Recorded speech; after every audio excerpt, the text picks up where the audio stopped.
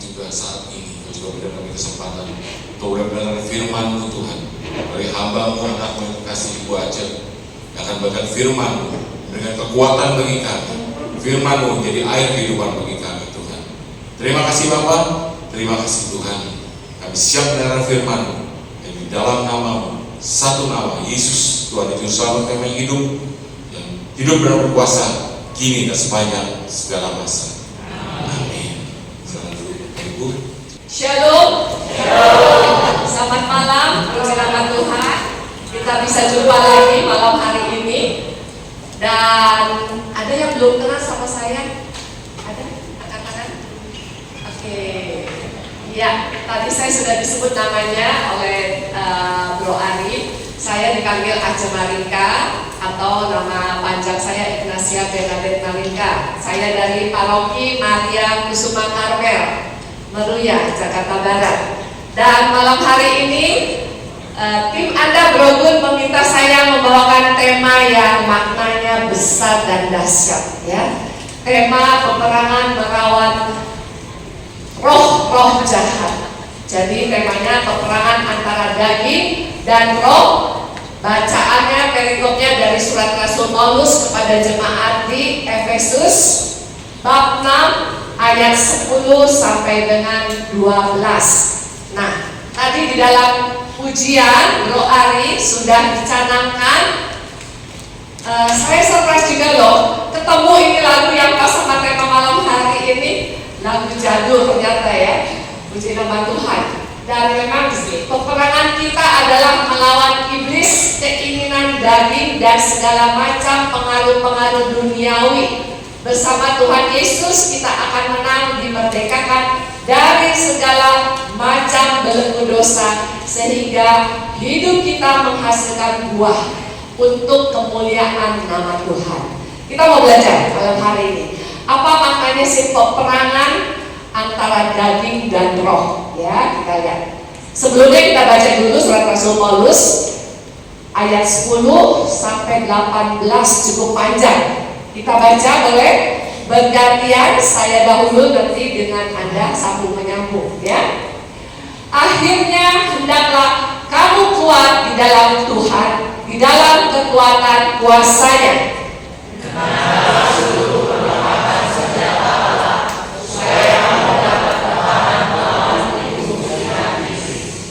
Perjuangan kita bukanlah melawan darah dan daging, tetapi melawan pemerintah-pemerintah, melawan penguasa-penguasa, melawan penghulu-penghulu dunia yang gelap ini, melawan roh-roh jahat di udara.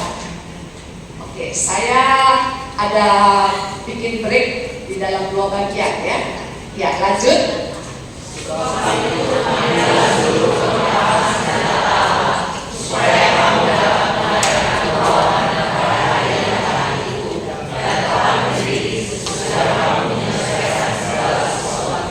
Jadi berdirilah tegak, berikat pinggangkan kebenaran, dan berbaju sirahkan keadilan.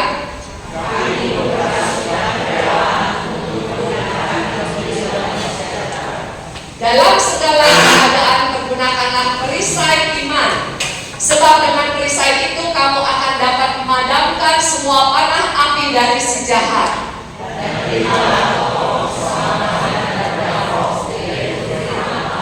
Dalam segala doa dan permohonan, berdoalah setiap waktu di dalam roh, dan berjaga-jagalah di dalam doamu itu dengan permohonan yang tak putus-putusnya untuk segala orang kudus. Iya.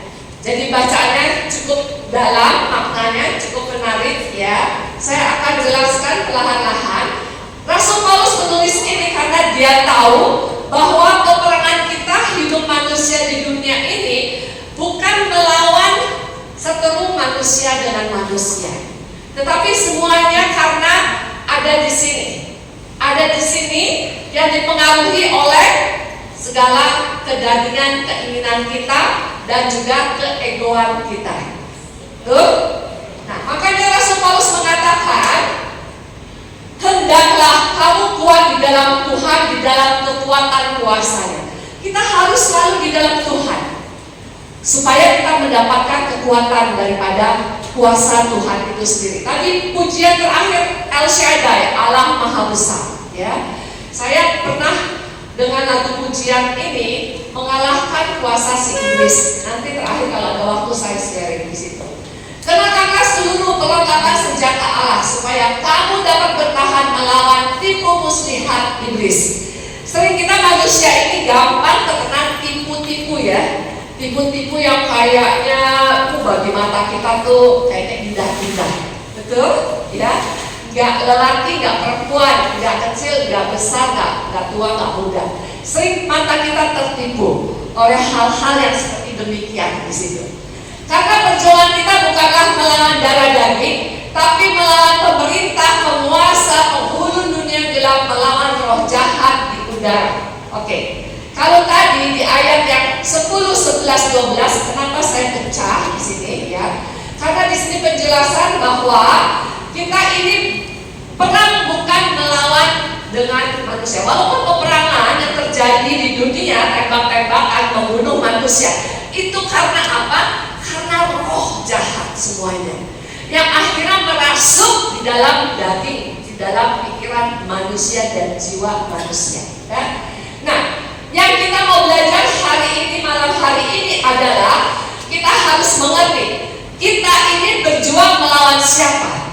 Bukan melawan Bro Dev, bukan melawan Bro Ari, bukan melawan Sis Rena, tapi siapa yang mempengaruhi terjadinya persatuan ini? Itu yang harus kita pahami, ya. Situ. Nah, ternyata ini adalah pengaruh daripada roh-roh yang kita secara kasat mata tidak bisa lihat. Tetapi bagi kita yang tertentu, yang benar-benar bersatu di dalam Tuhan, menyatu bukan hanya nempel aja, menjadikan dia sebagai pokok anggur yang benar dan kita ranting-rantingnya, kita bisa merasakan di situ, ya. Yang kita harus tahu adalah bagaimana kita memeranginya, itu perlengkapannya apa, senjatanya apa, bukannya pistol, bukannya belati, bukannya panah, bukannya tombak di situ ya. Nah, di dalam ayat 13-18 disebutkan apa saja pakaian-pakaian rohani kita, senjata perang rohani kita. Dikatakan, sebab itu ambillah seluruh perlengkapan senjata Allah supaya kamu dapat mengadakan perlawanan pada hari jahat itu dan tetap berdiri sesudah kamu menyelesaikan segala sesuatu. Di dalam beberapa kata kalimat saya kasih warna merah supaya benar-benar mata kita eye catching dengan kalimat penting tersebut ya. Ambil seluruh perlengkapan senjata Allah supaya kita dapat mengadakan perlawanan tetap berdiri tegak di situ ya, tetap berdiri tegak. Dan berikat pinggangan kebenaran, berbaju sirahkan keadilan, kaki kita berkasutkan kerelaan untuk memberitakan Injil damai sejahtera. 16. Yang penting pergunakan adalah perisai iman, sebab dengan perisai itu kita dapat memadamkan semua panah api dari si jahat. Kalau kita tidak mempunyai perisai iman, iman ngapain? Iman tukang bakso, iman Pak Amin di situ. Iman yang benar-benar bersumber kepada percaya, ya, percaya. Kepada siapa? Kepada Tuhan kita yang kita sembah, yang punya kekuatan yang dahsyat, yang bisa menolong Anda dan saya, yang punya kekuatan untuk menyelamatkan Anda dan saya. Tadi lagu-lagunya juga sudah ada tentang karya penyelamatan, dia mati bagi kita, darahnya tercurah bagi Anda dan saya di situ, ya. Dan terima ketopong keselamatan firman Allah 18 yang penting berdoa setiap waktu. Enggak di sini kalimatnya tidak dikatakan berdoa sekali-sekali, berdoa seminggu sekali, tidak. Berdoa setiap hari, tidak. Tapi setiap waktu, setiap saat. Tegas sekali, jelas sekali perkataan Rasul Paulus bahwa setiap waktu di situ ya. Dan berjaga di dalam doamu itu permohonan yang tak putus-putusnya untuk segala orang kudus. Kita ya bersyukur ada di dalam komunitas gereja Katolik yang kudus dan apostolik, yang percaya, yang menghormati Bunda Maria, para santo, santa, dan para orang kudus. Karena Rasul Paulus di sini juga mengatakan, ya, segala orang kudus akan sidang Anda dan saya. Ya, by the way, di luar konteks tema hari ini, siapa yang baca renungan harian FID, baca firman Tuhan Anda setiap hari? Halo? Angkat tangan dong, jangan malu-malu. Hanya beberapa orang. Bagaimana kita bisa memerangi? Nah, firman Tuhan hanya beberapa orang. Saya mau tanya, yang baca renungan hari ini, kita gereja kita hari ini memperingati siapa? Santo Andreas. Itu salah satu orang kudus yang bisa melindungi kita semuanya. Ya, kita kembali ke laptop. Peperangan rohani adalah pertempuran yang terus berlangsung antara si jahat dan si baik di situ, antara Allah dan iblis dari zaman dahulu sampai sekarang dan sampai nanti. Ya, peperangan itu selalu ada antara si jahat si baik, antara Allah dan iblis di situ. Nah, oleh karena itu pertemuan ini terjadi di alam roh, di alam roh. Peperangan di udara, makanya dikatakan. Karena apa? Anda nggak bisa lihat, tapi nanti Anda yang akan bisa merasakannya. Kenapa kok aku baru aja berdoa, tiba-tiba udah sakit lagi, kok jengkel lagi, marah-marah lagi. Pernah nggak itu Anda alami? Sering nggak begitu? Kok rasanya kepengen multi, kepengen, aduh sumpah serapah gitu. Pernah dialami? Nggak pernah ya? Siapa yang pernah angkat tangan? Jangan sungkan, saya juga pernah alami. Oh, anak kecil juga pernah jujur, ya. Nah, itulah makanya Tuhan Yesus bilang berlakulah seperti anak kecil karena polos, jujur, ya, nggak usah malu-malu diangkat tangan di situ. Oke? Nah, oleh karena itu dikatakan, ya, pertempuran ini karena di alam roh sering kita masa bodoh, nggak mengerti, sering diabaikan. Hati-hati apabila kita mengabaikan, karena akan membawa konsekuensi yang abadi. Maksudnya dalam sepanjang hidup kita akan terus diganggu. Maksudnya diganggu di sini tanda kutip, bukan ada diganggu, melihat ada kuntilanak, ya itu termasuk, atau melihat genderuwo, ada yang teman-teman punya kepekaan. Di sini ada yang punya kepekaan. Saya ada beberapa teman di persekutuan yang punya kepekaan, ya. Itu di gedung MKK kami itu gereja, jangan dianggap di gedung gereja itu nggak ada, betul deh. Anda bisa melihat di gedung MKK kami, ya teman saya ada yang melihat genderuwo. Tapi itu kejadiannya ketika dia lagi doa di ruang adorasi, dia ketiduran saking kebangunan. Jadi seperti nginep di ruang adorasi gereja. Baru kebangun tuh udah jam 2 subuh, ya. Begitu dia turun, ditangkap, dia ada lihat sosok hitam gede di situ. Ya. Bukan menakut-nakuti. Baru adorasi sendirian, tapi ketiduran. Pas mau pulang, dia lihat di situ, ya. Ada lagi yang lain-lainnya, ya. Kita kembali ke laptop ya di sini. Jadi harus memahami apa arti dari pertempuran itu dan senjata apa yang tersedia. Saya akan bahas senjatanya ya.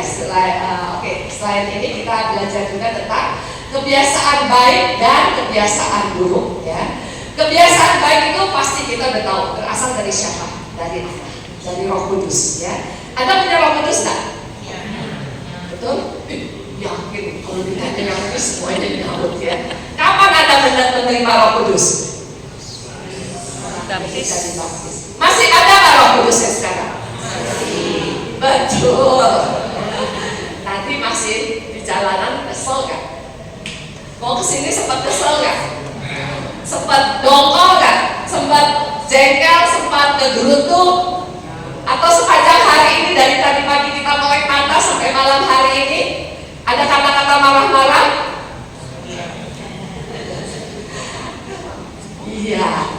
Punya Roh Kudus tapi itu sudah terjadi. Nah, ini salah satu gejala bahwa kita lagi diganggu sama itulah yang dikatakan roh di udara, ya. Punya Roh Kudus, dikemanakan Roh Kudusnya?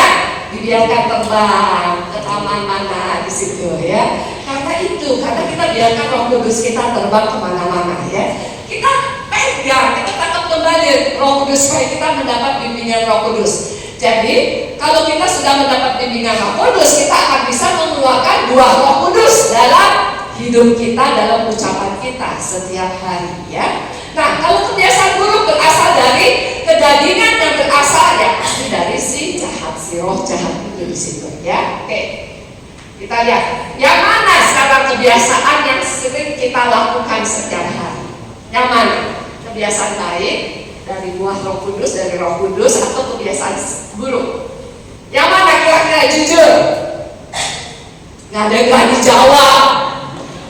Kira-kira yang mana? Sis Mena, kira-kira kebiasaan setiap hari manusia yang mana? Ya, dari yang sisi buruk ya. Betul nggak Sis Mena Blaugut ya? Itu dia.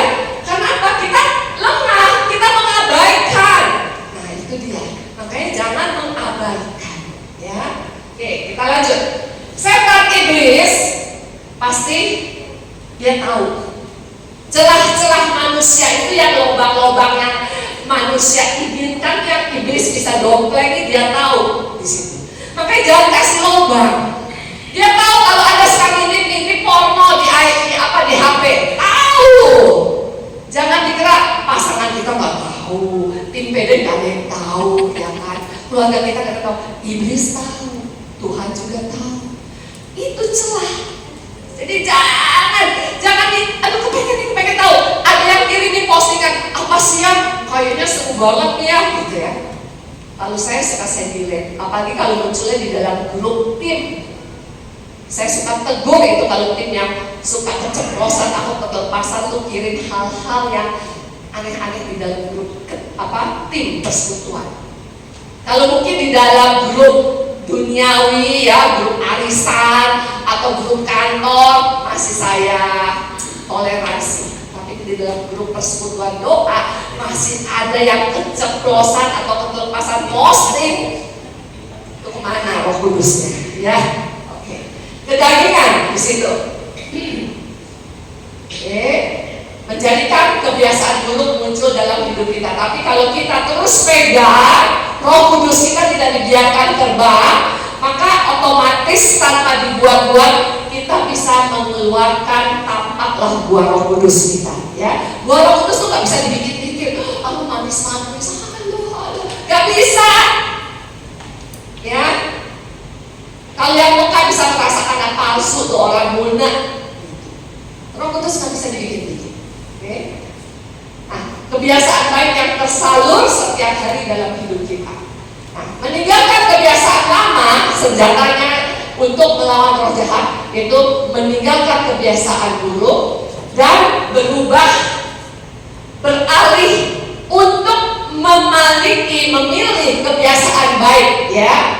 Karena kebiasaan buruk itu dari kedagingan, kebiasaan baik dari buah Roh Kudus di situ. Nah, untuk semuanya ini saya tayangkan ada di Galatia 5, 16 sampai 23. Saya nggak tayangkan Galatia semua, tapi yang intinya 16 adalah dikatakan Rasul Paulus memang bagus ya tulisannya.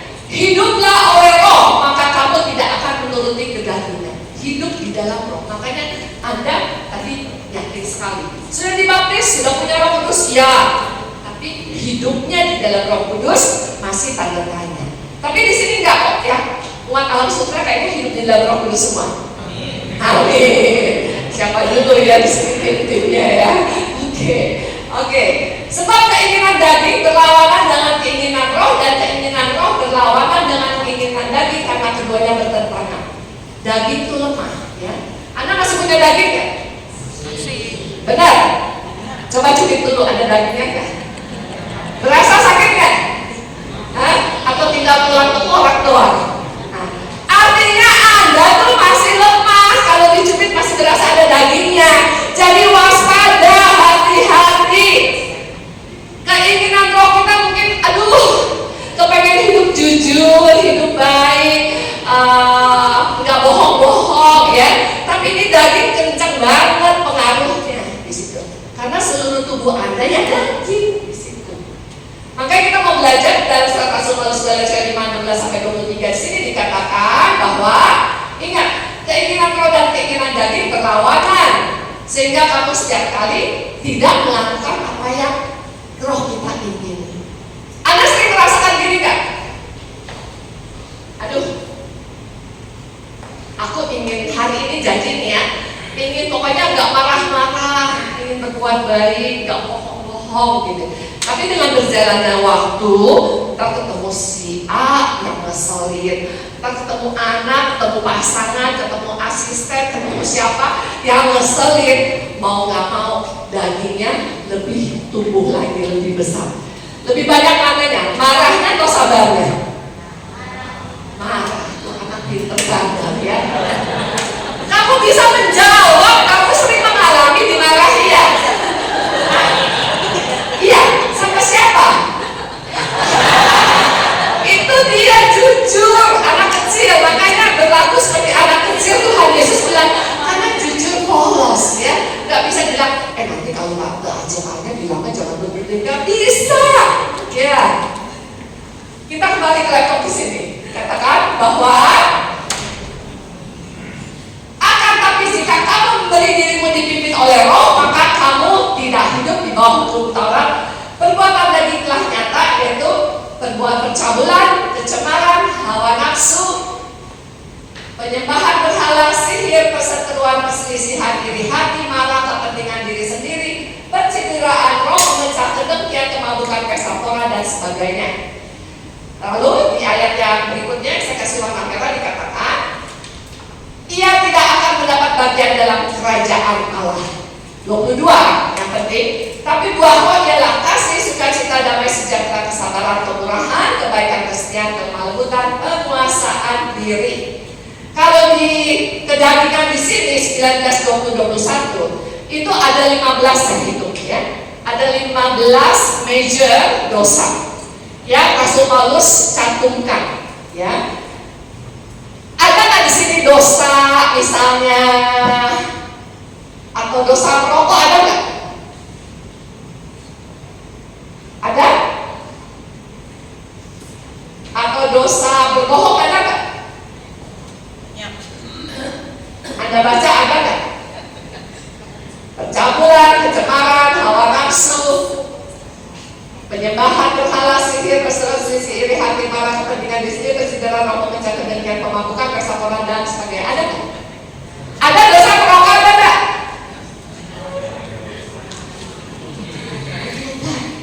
Ada jujur. Tapi selain itu yang lebih jelas ada nggak? Bohong ada nggak bohong? Nggak ada kan? Jadi boleh nggak bohong?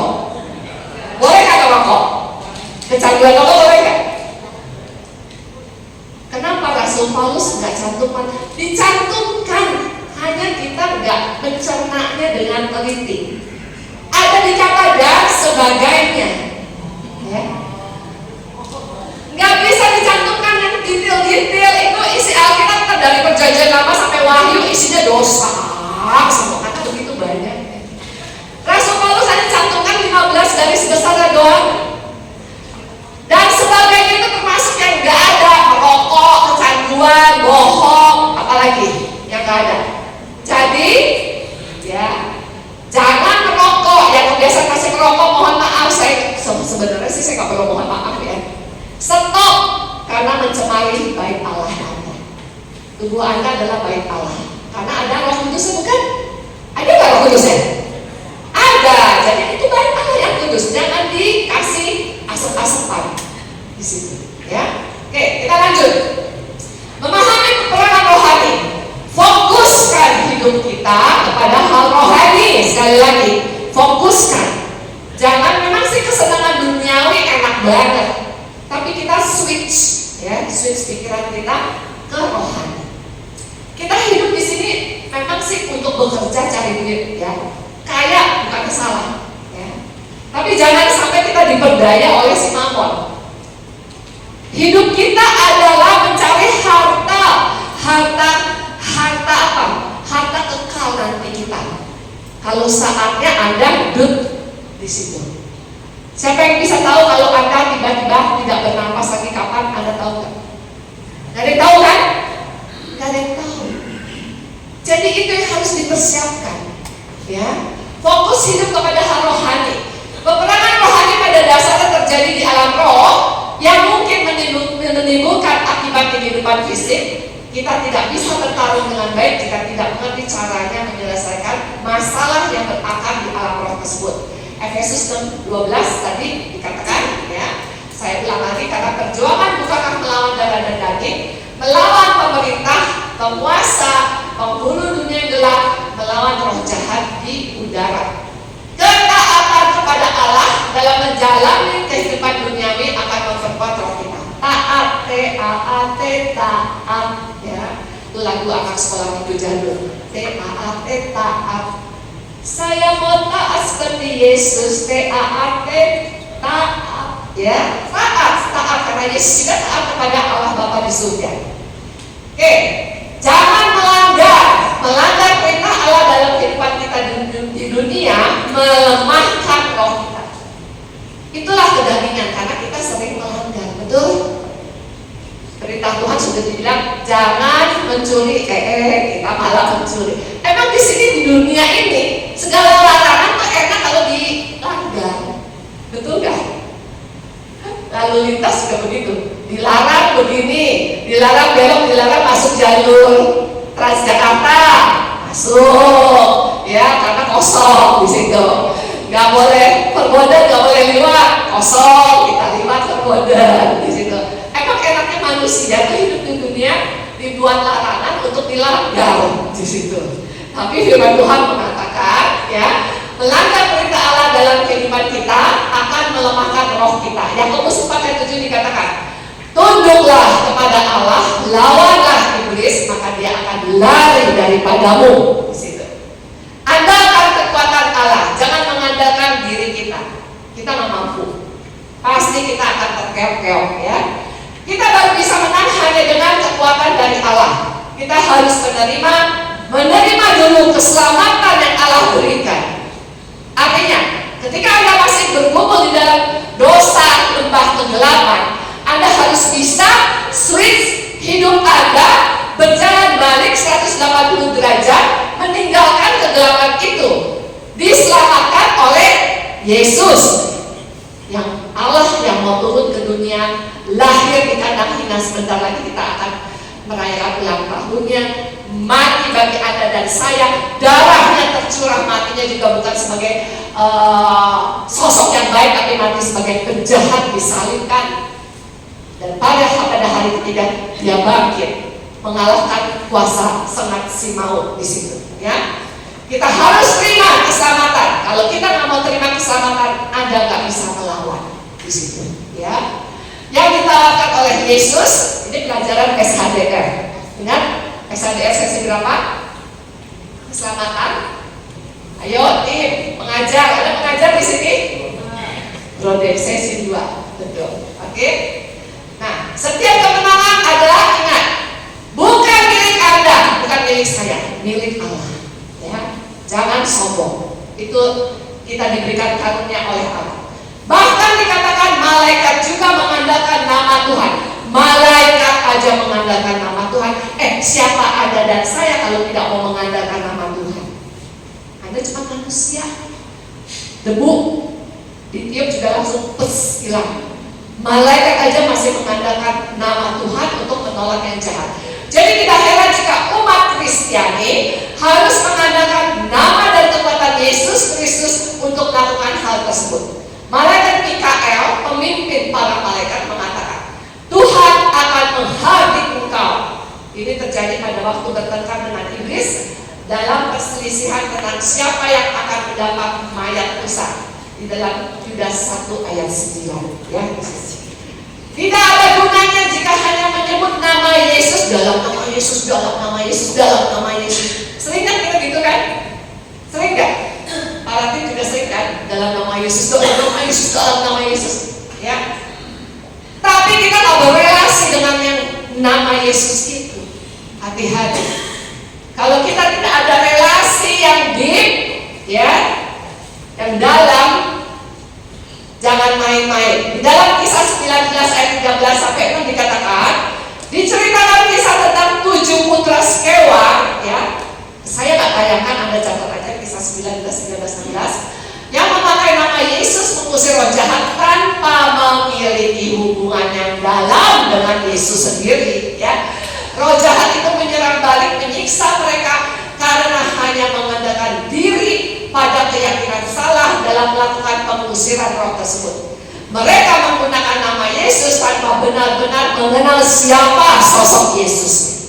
Makanya kita kalau benar-benar mengenal sosok Yesus, kita menggunakan sosok nama Yesus, kita punya kuasa. Ya. Kalau kita berrelasi dengan siapa dia, Yesusnya itu. Tinggalkan pikiran yang penuh kesombongan, ya. Sorry, karena setan bisa menggunakan dosa keangkuhan untuk melawan kita dalam peperangan rohani. Jangan sombong, kesombongan akan menjatuhkan kita, ya, dimanapun di situ. Oke? Mengandalkan Tuhan berrelasi dan dalam hidup di dalamnya. Yohanes 15, 4 dan 5. Saya ambil 2 ayat ini. Yuk, Anda baca. 1, 2, 3.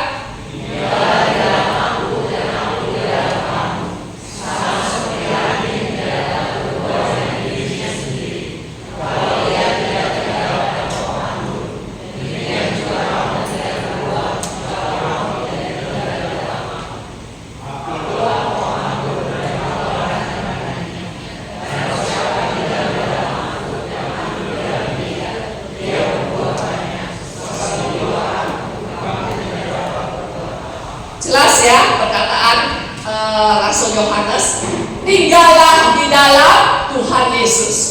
Karena kalau kita tinggal di dalam Dia, Dia pun akan di dalam Anda dan saya. Stay, bukannya close by, ya, beda ya.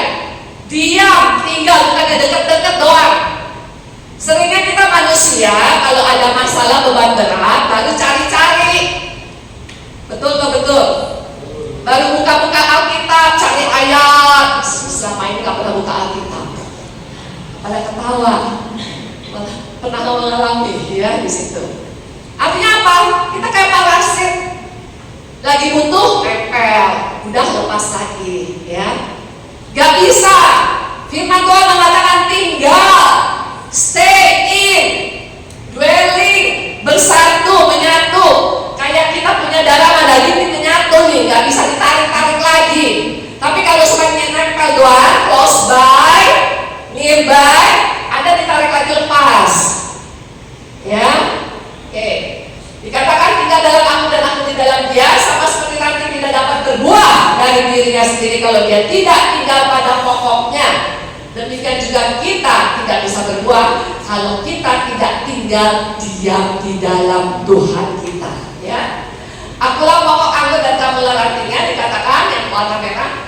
Barang siapa tinggal di dalam aku, sekali lagi aku di dalam dia akan berbuah banyak. Sebab di luar aku kita tidak dapat berbuat apa-apa. Kita mau perang melawan roh jahat, nggak diam di dalam Tuhan Yesus, nggak bisa. Biar kata ilmu kita tinggi, ya biar kata kita sebut dalam nama Yesus, dalam nama Yesus, nggak bisa. Malah iblis ketawa. Sekarang aja kamu sebut nama Yesus, baca firman-Nya aja lebih tahu aku, kata iblis. Ya kan? Iblis selalu isi kitab suci. Anda malu sama iblis kalau misalnya nggak tahu, nggak pernah buka kitab suci, nggak pernah baca, nggak pernah doa, diketawain. Bukan sama tim PD, diketawain sama setan. Karena setan lebih pintar. Anda tahu siapa kepala setan kan? Iya, asisten Tuhan. Ya. Tunjukkan ketaatan dan pengendalian diri. Sekali lagi, kita harus taat kepada Allah dengan menjalankan perintahnya dan menolak atau membebaskan diri kita dari kekuatan keinginan apapun yang mempengaruhi kita untuk melakukan hal dosa.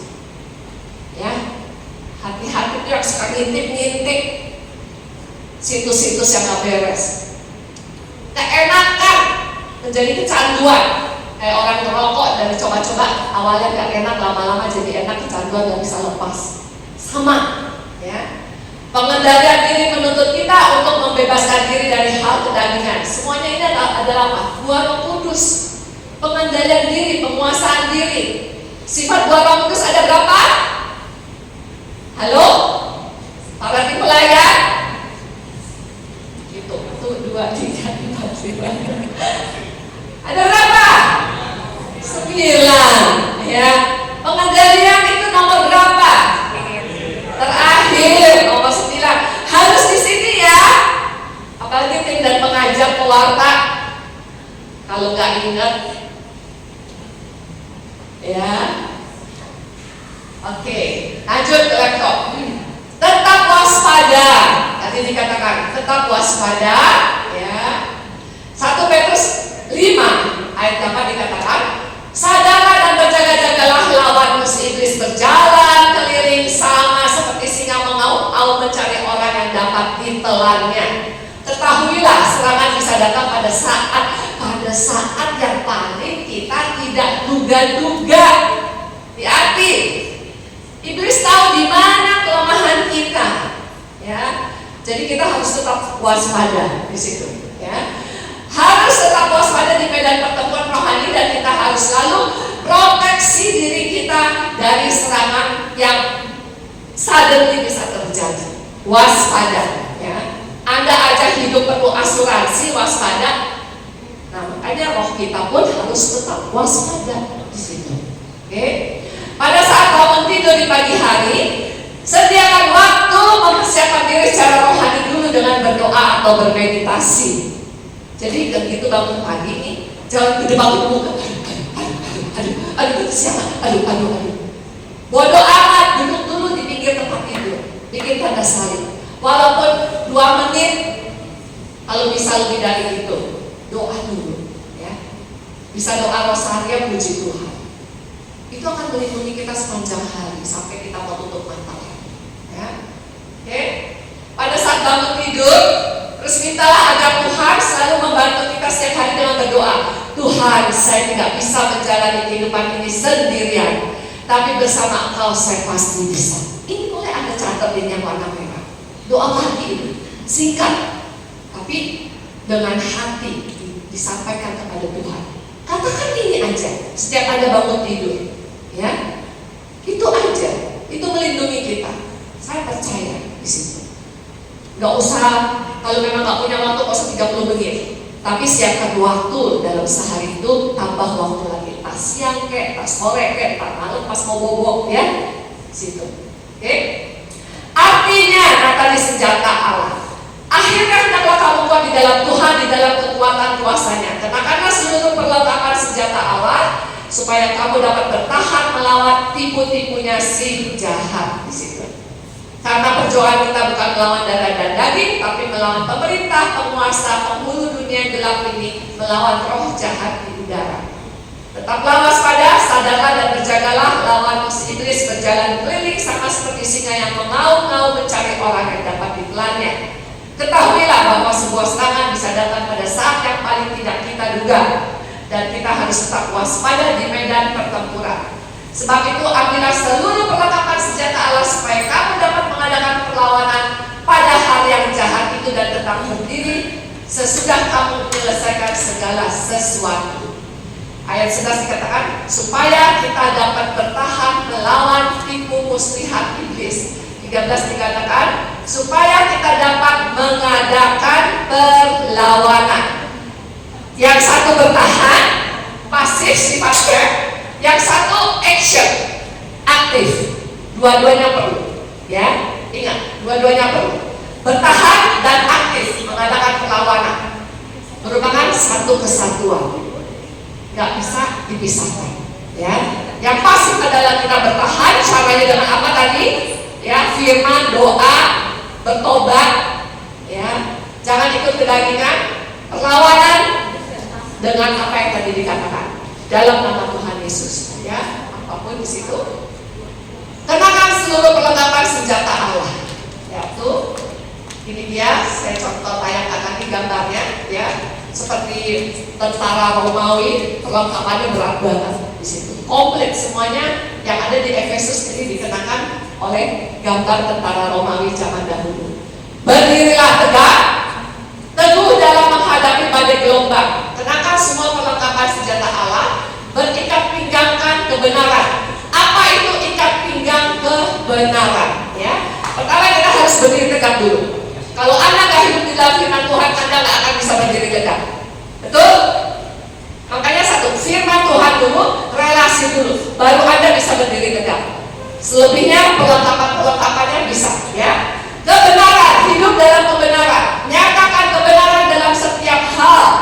Nyatakan iya di atas benar ya iya, kalau nggak benar jangan iya apa enggak ya, nggak bisa ya. Nyatakan iya di atas ya dan tidak di atas tidak. Jangan kompromi dengan dosa. Tahu, paham, mengerti mengenai ini?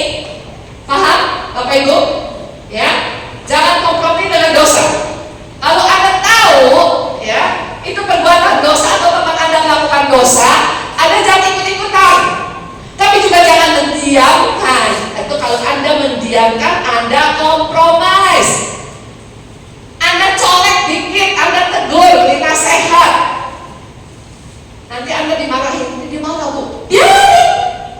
Takut dimarahin. Takut dimarahin sahabat baik atau lebih takut dimarahin Tuhan? Halo? Lebih baik dimarahin siapa? Tuhan.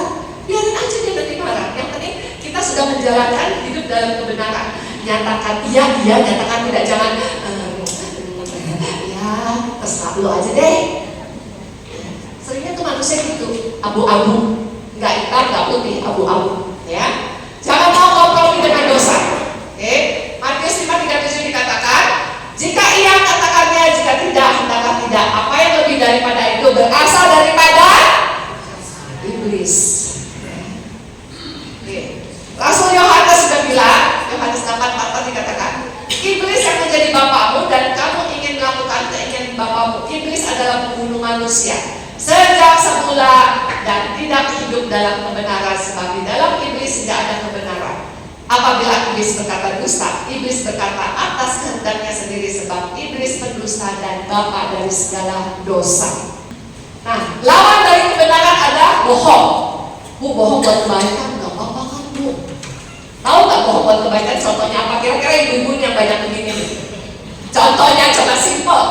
Hayo katakan, ada kan yang mau cerita? Bohong buat kebaikan. Halo? Gak ada yang berani. Misalnya nih, barang yang simpel aja nih, yang pokoknya yang biasa ya, yang sering saya dengar. Mau ke PD nggak dikasih sama pasangannya. Terus bilangnya kemana? Ke mall. Lebih dikasih izin ke mall daripada ke PD. Betul nggak betul? Ya? Atau pasangan suami deh, misalnya mau aktif di gereja, tapi karena istrinya tahu nih suka ngomel kalau gua aktif di gereja, bilangnya ngapain? Bro? Bilangnya ngapain kira-kira? Ya?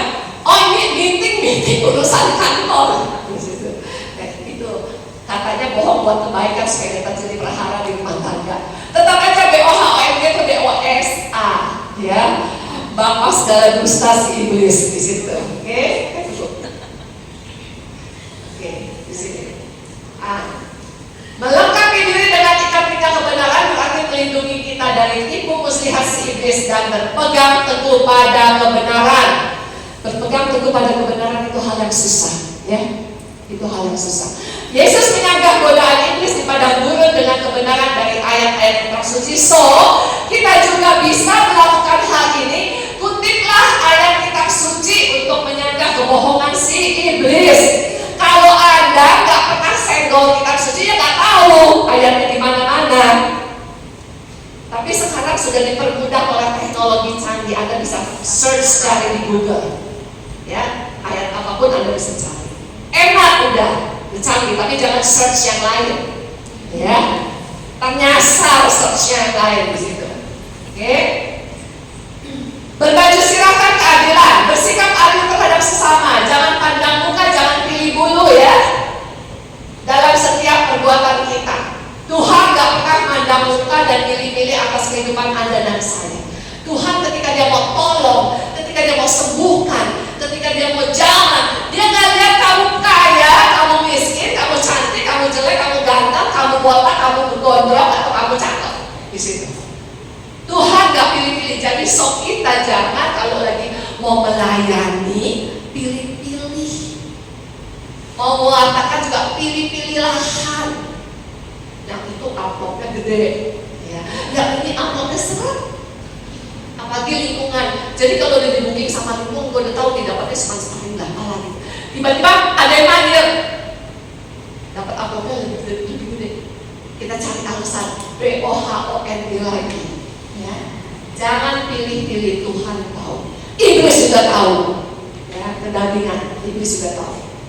Tuhan gak pernah menangguhkan, so kasihilah semua orang dengan tulus dari hati, bukan lihat-lihat status, ya, background sosial yang mau kita tolong. Yakobus 2 ayat 1 dikatakan, saudaraku, sebagai orang yang beriman kepada Yesus Kristus Tuhan kita yang mulia, janganlah iman itu kamu amalkan dengan memandang muka, artinya memandang status sosial background yang akan kita layani. Ya. Kakimu berkasutkan kerelaan untuk memberitakan Injil damai sejahtera. Kenapa dikatakan kok kasut merupakan senjata rohani? Ya. Karena dipakai untuk kaki untuk berjalan. Berjalan ngapain? Bukan berjalan ke tempat hiburan dunia, tapi berjalan mewartakan firman, menjadi saksi Kristus dengan kesaksian Anda. Tadi doanya kan kita ada bersaksi ya, biasanya suka ada kesaksian. Nah kalau misalnya WL ada pimpinan pujian Anda minta siapa yang mau bersaksi, gak usah dipancing-pancing, langsung udah ngantri. Ini saya sering kali berapa kali ngomong. Kalau bisa ntar minggu depan udah, sorry koordinatornya di sini siapa? Oh Bro Gun. Ini malam udah ke Bro Gun, Pak Gunawan ya. Minggu depan saya mau bersaksi. Nah jadi tinggal di listing, jangan dicari lagi siapa mau bersaksi ya. Ini adalah kasut kerelaan, senjata rohani Anda dan saya. Rela mengatakan firman dengan bersaksi. Nggak usah mau pakai saya begini kan. Cukup dengan bersaksi, kuasa Allah yang terjadi dalam hidup Anda itu sudah mengalahkan iblis. Amin. Oke. Memberitakan kabar baik melalui setiap tingkah laku kita. Dari setiap perbuatan, tutur kata, tingkah laku, udah tersirat buah Roh Kudusnya, ya, udah tersirat. Jadi ini penting juga memberitakan kabar firman dengan hidup di situ, dengan hidup kita setiap hari, ya. Ini dia pengorbanan Allah kita, ya. Mati disalib dan mengenaskan, tapi bangkit hari ketiga naik ke surga, sehingga dengan kasut kerelaan mereka yang belum mengenal kasih Tuhan Yesus bisa kita kenalkan kepada kasih Tuhan Yesus, ya. Lalu dalam segala keadaan pergunakanlah perisai iman, ya, tameng perisai iman. Sebab dengan perisai itu kita akan dapat memadamkan semua panah api dari si jahat. Kalau kita punya perisai tadi ya, mau dihasut kek, mau diomongin kek, mau dijelekin, mau difitnah, kita tetap maju. Terutama di dalam kepelayanan tim ya, sering banyak gesekan-gesekan, itu pun kami alami. Saya fokus sama yang punya ladang siapa Tuhan Yesus. Saya gak peduli dia mau ngomongin saya apa kek, dia mau ngomongin keluarga saya apa kek, saya gak peduli. Tapi saya fokus ya. Kalau ada yang salah saya katakan salah, yang benar saya katakan benar. Saya gak kompromi orangnya, ya. Makanya banyak yang gak suka juga sama saya. Gak apa-apa, yang penting Tuhan suka. Itu aja. Saya gak butuh suka-sukanya manusia yang carmuk, ya. Kebanyakan banyak penjilat di situ, ambisius. Saya lebih suka disukai hal hati Allah, ya. Oke. Mazmur 33 ayat 20 dikatakan, jiwa kita menanti-nantikan Tuhan, dialah penolong kita dan perisai kita. Hanya dia, Allah El Shaddai, penolong Anda dan saya, perisai Anda dan saya, ya, perisai iman. Oke, lanjut. Terimalah ketopong keselamatan. Ini namanya ketopong, ya, topi baja tentara Romawi itu ketopong. Oke. Kristus yang menjadi dasar keselamatan hidup Anda dan saya. Jangan lepaskan iman ini, percaya ini, ketopong keselamatan ini sudah kita terima gratis cuma-cuma dari Tuhan Yesus, darahnya tercurah bagi kita sia-siakan lalu kita berkhianat. Oleh karena hal duniawi kita berkhianat. Oleh karena pasangan hidup kita berkhianat. Banyak tuh. Jangan lepaskan kepercayaan kita pada Tuhan Yesus. Biarlah Kristus yang senantiasa menaungi hidup kita, sehingga dia akan melindungi kita dimanapun kita berada. Karena jabatan juga mengkhianati Kristus. Banyak terjadi, ya. Sedih Tuhan Yesus melihat, karena posisi dan jabatan akhirnya dilepaskan Tuhan Yesusnya. Nah, pedang roh itu apa? Firman Tuhan. Makanya disebut lagi firman Tuhan itu penting, ya. Firman Tuhan merupakan senjata yang paling ampuh untuk menghancurkan siapapun roh-roh di udara. Firman Tuhan, malaikat aja pakai, ya. Sangat tajam bagai pedang bermata dua. Ya. Ibrani 4 ayat 12 dikatakan, sebab firman Allah hidup dan kuat dan lebih tajam daripada pedang bermata dua manapun. Dia menusuk amat dalam sampai memisahkan jiwa dan roh, sendi-sendi dan sumsum. Dia sanggup membedakan pertimbangan dan pikiran hati kita. Ibrani 4 ayat 11, ya. Ibrani 11 juga itu tentang apa? Basic daripada apa sih itu iman. Anda catat. Ibrani 1:1 Ibrani 11 ayat 1. Kalau Anda mau tahu iman itu apa ya? Nah, Ibrani gampang ingat ya. Ibrani 1:1. Ya, hanya itu saja. Nah, karena firman Tuhan tajam bagaikan pedang bermata dua. Kenapa dikatakan pedang bermata dua? Bagi saya mewartakan juga bisa membunuh hati saya. Bagi yang diwartakan juga bisa membunuh Anda semua, bisa menghujam. Ya, perkataan firman Tuhan. Saya mengalami kalau saya lagi berbeban berat, gitu ya. Tapi kayaknya ada kok kayaknya aku nggak layak sama Tuhan, ya. Malas nih baca firman Tuhan. Itu ada saat-saat seperti itu. Atau lagi ada kecewa, gitu ya. Sering-sering kan kekecewaan itu mengalahkan. Itu makanya tadi mengalahkan kan, mengalahkan niat roh kita yang baik di situ, ya. Nah, di situ ketika saya merasa seperti itu, tiba-tiba yang namanya pewarta kan banyak nih, ya. Terus Bu Aja tolong ya tanggal sekian mewartakan, dapat lagi panggilan pewartaan, ya. Nah, mau nggak mau nggak saya nolak karena saya nggak mau menolak tugas yang sudah saya komit, yes akan saya lakukan di situ sebagai pewarta dan pengajar. Nah, mau nggak mau dengan firman itu harus saya menggali lagi dengan bikin makalah materi.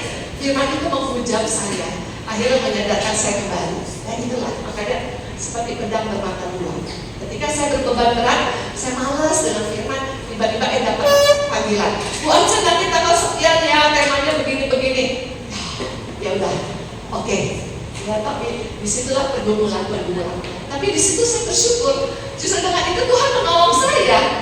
Kalau saya mungkin nggak dapat panggilan, saya mungkin berkepanjangan di situ. Ya. Makanya dengan firman itu menguatkan saya bangkit lagi, semangat lagi di situ. Saya mohon ampun lagi di situ. Oke?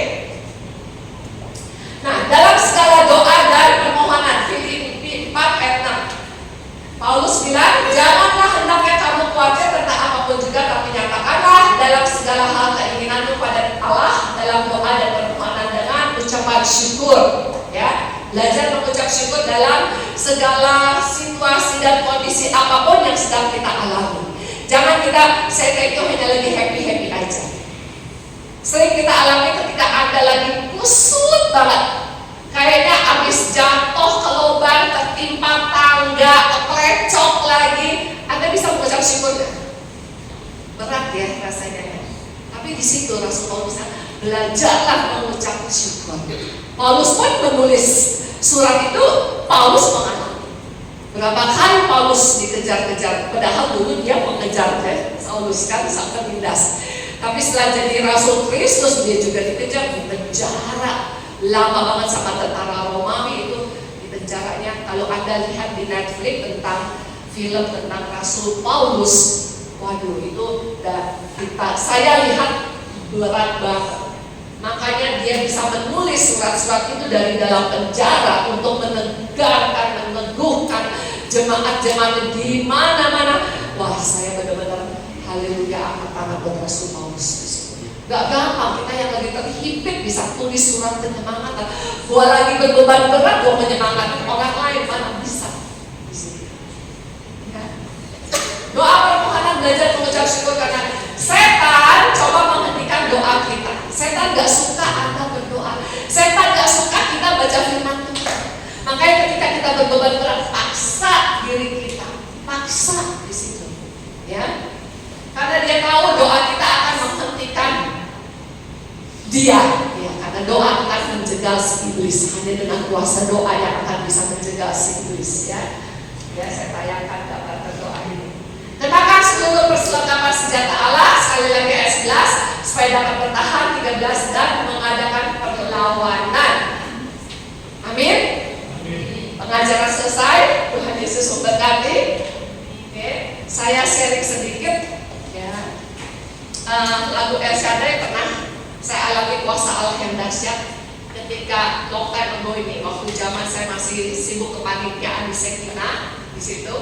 Terus masih ada almarhum Romo sendiri sebagai moderator kita, moderator karismatik di Sekina. Saya sebagai panitia lagi diskusi sama Romo sendiri mengenai acaranya saya lupa, acara keluarga atau apa gitu ya. Itu saya masih bekerja, jadi saya kebetulan saya kan sales, jadi kerjanya ya keluar ya dari kantor.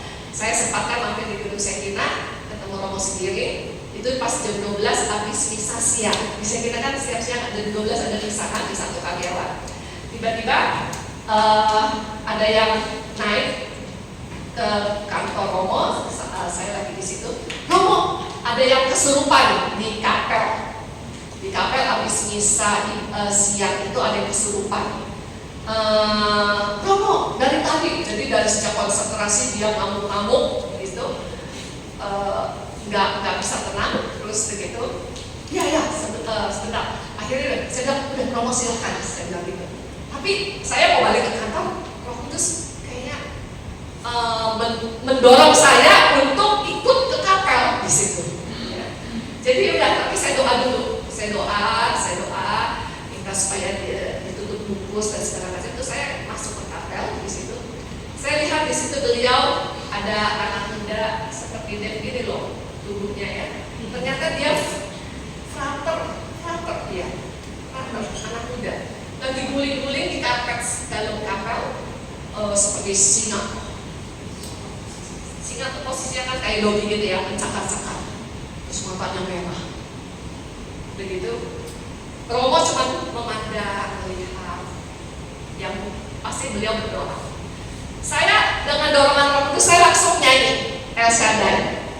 Lalu di situ beberapa orang yang masih tinggal, saya lupa ada berapa orang, bukannya kejadiannya udah lama, sama ada bapak-bapak dua atau berapa. Saya nyanyi El Shaddai, mereka ikut nyanyi. Begitu saya nyanyi, itu yang lagi kesurupan seperti merasa kebakar, teriak-teriak, stop, panas katanya. Hanya nyanyi loh, El Shaddai. Ya, makanya lagu kekuatan El Shaddai, kalau memang kita hidup di dalam Allah yang Maha Besar itu mempunyai power di situ. Ya, stop, guling-guling, terus seperti ancam-ancam mau mencari siapa nih yang nyanyi gitu. Ya, tapi dia nggak ketemu. Akhirnya saya dengan keberanian dari Roh Kudus saya hampiri. Seorang muda seperti dia, kalau dia ngamuk saya mental pasti ya.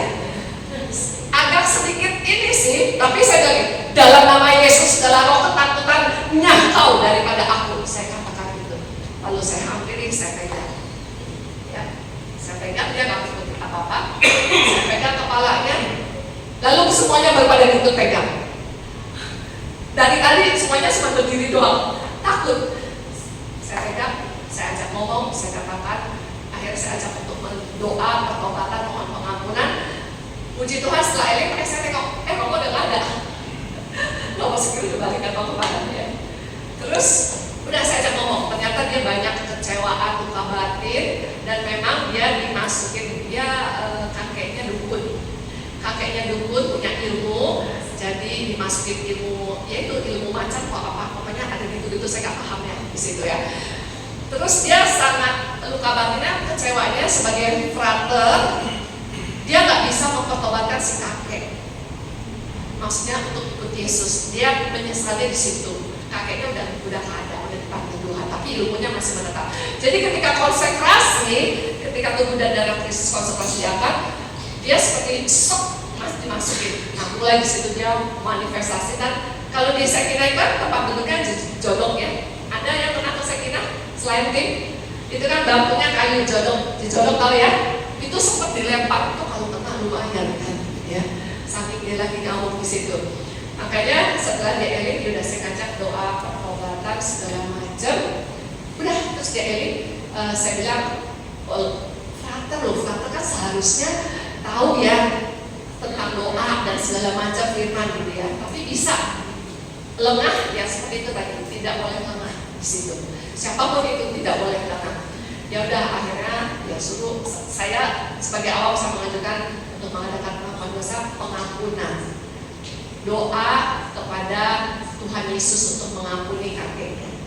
Masalah di sananya bagaimana itu misteri Allah, saya bilang. Ya. Jadi tugas Anda, saya bilang, adalah terus berdoa bagi si kakek di situ supaya mendapat pengampunan. Itu aja. Ya, di situ makanya dengan hanya lagu El Shaddai membuat dia seperti kebakar kepanasan. Ya, jadi apalagi kalau misalnya kita dengan yang banyak pengalaman yang ketika doa-doa pelepasan segala macam itu yang saya alami benar-benar keajaiban Tuhan. Satu hal yang benar-benar membuat saya amazing dan takjub dengan kuasa Allah dan doa yang saya lantunkan adalah dia bilang begini. Saya mendengar memang ada suara yang nyanyi dan saya merasa seperti kepanasan. Saya mau terekam itu, dia bilang. Saya mau terekam tapi gak kelihatan karena seperti ada kabut awan yang mengelilingi. Nah itu dia, ya. Itu makanya kalau kita doa, tutup bungkus aku dengan kuasa darah suci-Mu yang kudus. Itulah yang menutup bungkus sehingga kita nggak bisa dilawan, dibalas oleh si iblis, ya. Jadi kuasa Allah yang menutup bungkus kita pendoa maupun hamba-hamba Tuhan itu, anggota keluarga kita juga, ya. Saya katakan itu saya doa. Nah, saya waktu itu suami almarhum kayaknya dia itu kan masih awal saya baru ikut SEP. Kayaknya beliau belum ikut SEP atau udah ikut, karena saya 2 tahun lebih dahulu daripada almarhum suami saya ikut SEP. Ketika saya cerita itu, suami saya kata, ih gila berani banget kamu ya, langsung mengambil dan pegang. Loh kenapa? Kamu takut gitu ya? Ah saya mah gak berani, kata suami saya, Pak Boy almarhum kan kalah itu. Anda tahu yang terjadi? Beliau bersaksi juga pada saya. Ketika dia bilang dia tidak berani, di pelayanan entah di mana, beliau ada di pelayanan lagi seminar juga, pencurahan kan biasanya kan banyak nama investasi ya, kalau pencurahan waktu biasanya ada sesi pihak ya di situ. Nah, ketika beliau ngajar, dia ngalamin dapet yang manifestasi yang kayak macan begitu. Jadi dia juga menjadi kesaksian yang hidup di situ. Makanya dia katakan selalu, nggak salah pernah disaksikan di sini di PD Laurentius ya, bahwa jangan pernah berkata Anda tuh nggak mau gitu. Tuhan kasih pelayanan itu ya. Jadi memang itulah kasut kerelaan, terima pelayanan itu karena Tuhan akan melengkapi Anda yang menerima pelayanan itu. Amin. Tuhan Yesus memberkati. Mari kita tenangkan. Kita tenangkan, kita pendapkan firman pengajaran dalam hari.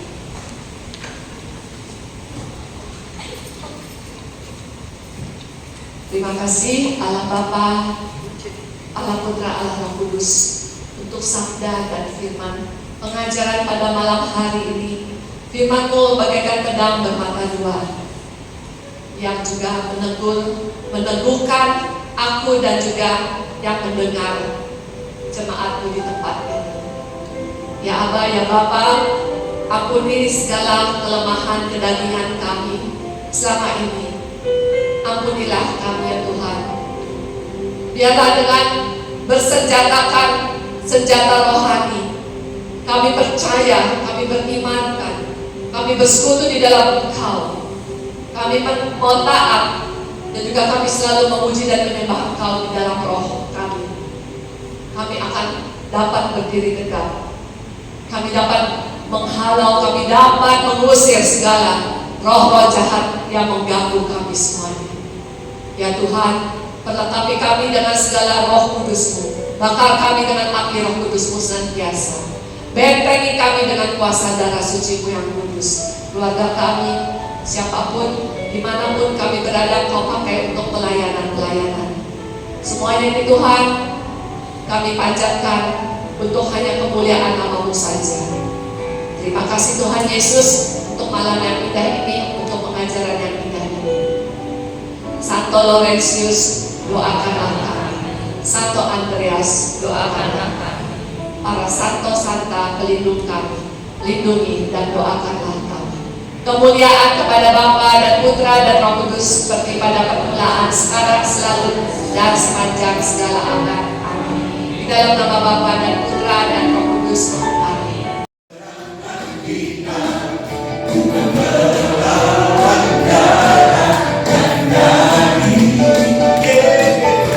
Peperangan kita melawan peluru kuasa di udara. Peperangan